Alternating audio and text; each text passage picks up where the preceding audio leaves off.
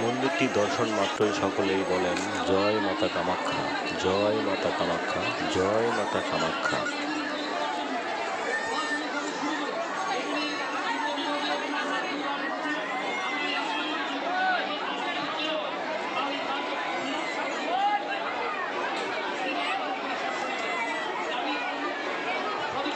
কে কে এই মন্দিরে গিয়েছেন এবং দর্শন করেছেন এবং কার কি মনের বাসনা পূর্ণ হয়েছে এমনি কমেন্টে জানিয়ে দেন,